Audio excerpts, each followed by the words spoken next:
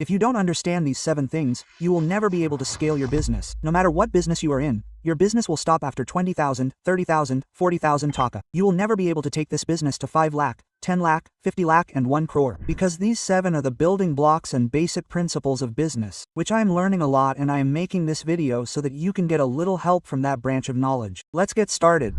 Number 1 is intent versus accident. The intent versus accident concept is very simple, but we business owners often don't understand the basic concept. When you are giving a message about your brand to someone, it can be a marketing message or a normal awareness message. Basically, you want to tell a potential customer something about you. It is important to understand whether this information is coming instead of an intention or due to an accident, and to be able to engineer it. Suppose I have a toothache. I went to Google and searched, "Where is the dentist?" And then many websites came in front of me. Google. Its ad came up, its map results came up, and from there I started researching. I asked some of my friends that you had a toothache. Where did you go to get a solution for your toothache? They gave me some suggestions that go to this doctor, go to a dentist. Then if your advertisement for that dentist comes to me, or if your advertisement for that paste comes to me, that if you use the paste, the toothache will be cured, this advertisement, or this message is coming to me because of my intention. First, I am telling the world that I have this problem. I am showing intention. Then your solution comes to me and tells me that I can solve your problem with these solutions. This is called intent-based marketing or intent-based communication. There is another type of communication which we call accident-based communication. I went to Facebook, or I went to TikTok, or I went to YouTube. I was not thinking about you. Suddenly a reel came in front of me, or suddenly a Facebook post came in front of me that you will buy this beautiful home decoration item or not. I was not thinking about home decoration. It was not even in my head. I went to Facebook to see what my friends were posting, or I went to Instagram to waste an hour. But that post message suddenly appeared in front of me as an accident. If the message of the accident and the message of the intent are the same, the message of the accident will never convert. The same is true for intent. If your intent message is like an accident message, then your intent message will never convert.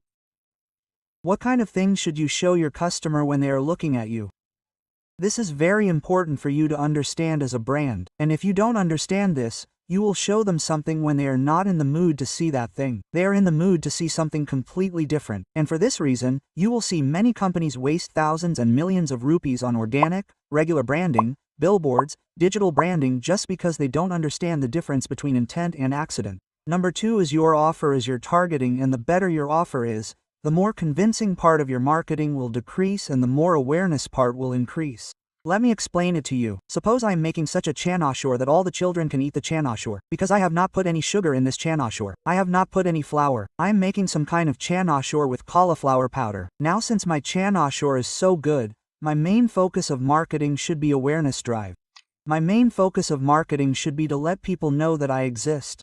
Not buy my chana chor. If I can let people know that I exist, people will automatically buy chana chor. If there is a demand in the market for chana chor, then I don't need to do any marketing to attract people for conversion or less. Compared to my awareness, I need to do more marketing. Again, if I have a normal product in a competitive market, let's say I sell a fan or I sell a bedside lamp, then a large portion of my marketing will be spent on thought. How will I convince people to buy my product? Because at that time, people can buy many things with that money. They can buy bedside lamps from other companies. He can buy something else to decorate his bedroom instead of buying a bedside lamp. So he has many options, so I have to spend most of my time convincing him why he should buy a bedside lamp from me. Then if I just tell him that my company has bedside lamps, that won't happen. So when do you show your customer awareness-driven content, and when do you show your customer conversion-driven content? It's very important to be able to make this differentiation, and there are many companies that show awareness-driven content all the time. And there are many companies that try to convert all the time. The ideal mix is that you need both, but when do you need more of which, and when do you need to prioritize which for your product or service? When do you need to think very strongly about it? Even today, when people don't do enough copy and enough odd testing, it makes me sad and it makes me laugh. Facebook itself is saying that creative is the new targeting. I mean, there was a time when if I want to show my Facebook ad or Google ad to a person between the ages of 18 and 25, they have to be his son, they have to be interested in him. In this regard, he has to study in this school, he has to study in this college. These kinds of things were once very important. As time goes by and as platform algorithms become smarter, what you are showing to whom you are targeting in your ad or your message is more important than who you are targeting in that message. Everyone can target everyone now. I can also target my audience. 500 more businesses can target that audience. But out of these 501 businesses, me plus 500 more, out of these 501, who will buy what that audience will buy, it will depend entirely on what they are seeing, the creative. And if he sees a good creative means there are many exciting pictures, videos, etc. Go with it. If he sees such a creative, then his chances of converting are very high. And the higher the quality of this creative, the more chances that company will get that customer. Now no one knows which creative will work the most with which customer, and there are some rules to predict it, but there is no way to know for sure.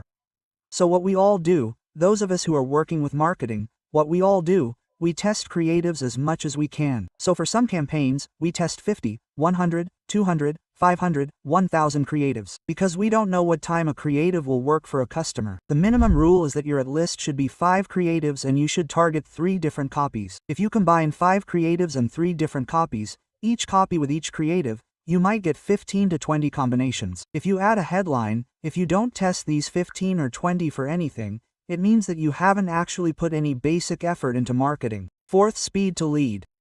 You have a prospect coming to buy something. He's sending you a Facebook message, or he's emailing you, or he's filling out a form on your website. He wants to buy something from you, or he wants to continue the conversation with you. Now he's shown an interest.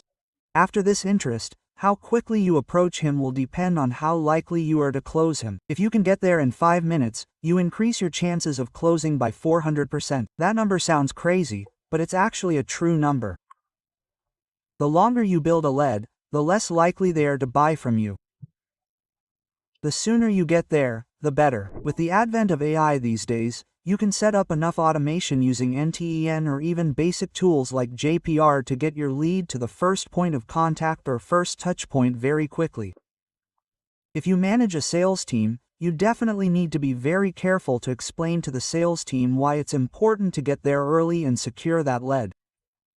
Manually, not like sending a random automated email saying, "I got your query, I'm working on it."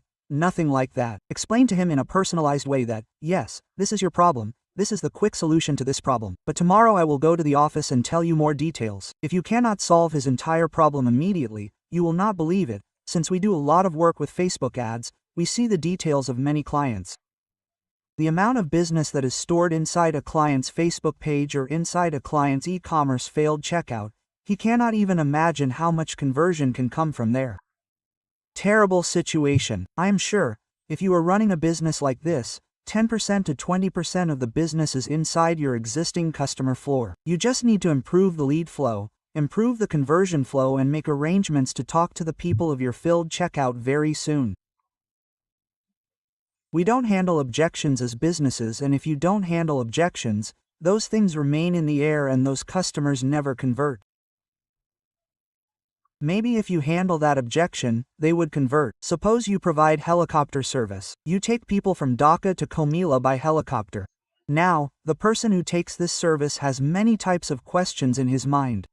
Some of these questions are informational questions and some questions are objection questions. What are informational questions? Informational questions are, do the planes leave in the morning or in the afternoon? Does they leave in the afternoon? Do they leave on Mondays or not? These are queries to know information. There are some questions that are actually questions, but in fact they are not questions. They are actually objections. For example, why are their prices so high? Yes, are their planes really safe? If they are not safe, I will not go. These are questions, but these are not questions to get information. These are questions about objections. When you design a campaign, whether it is in your normal messaging or in ads. So inside your website, inside your normal Facebook post, inside your email, inside your ad, on your billboard, if you put an ad in the paper, in your paper, you should regularly try to talk about these objections. When you talk about objections, you should not start talking about information again, because information is not an objection. They are just custom potential customers want to know and they are happy to know. You should be able to understand which is information and which is objection, which is important to talk about and which is not so much to talk about. Whenever we design a campaign, especially a big campaign, when we design it, we spend 7, 10, 15 days to list objections. That this potential customer may have these 30 objections. And how do we tackle each of these objections? To tackle objection 1, we will make this change in that place on the website. To tackle objection 2, we will post something on the first Monday of every month. To tackle objection 3 and 7, we will put up a billboard in that place. In this way, you will basically handle all the objections that your customer has in his mind. If you feel like you cannot handle the objection, when he asks me, I will explain to him. Many times the objection will not be asked by you. He will keep the objection in his mind. He will be confused in his mind and he will go away in his mind. He will not come to you. So you should never say that he has a question in his mind. No problem. He will come to me. If you ask me, I will tell you. He will never ask you. Next point, if you don't have a strong brand, then all your efforts, all your marketing efforts should be spent on building a strong brand, not on conversion. If you don't have any brand presence, if you don't know it, then if you tell people to buy something, the chances of them buying it are very low. And even if they buy it, your cost of customer acquisition will be much higher. If you spend $100 today on branding, this $100 will help you reduce your average customer acquisition cost in 6 months. If you go after immediate customer acquisition today, in that case, you will see that between those two numbers, the long-term figure of 6 months will make more sense. A very common mistake. We all do it. We start a brand. We start a business. No one knows us. We immediately buy this, buy that, do this, do that without putting any time into brand building. We start talking like this with our potential customers.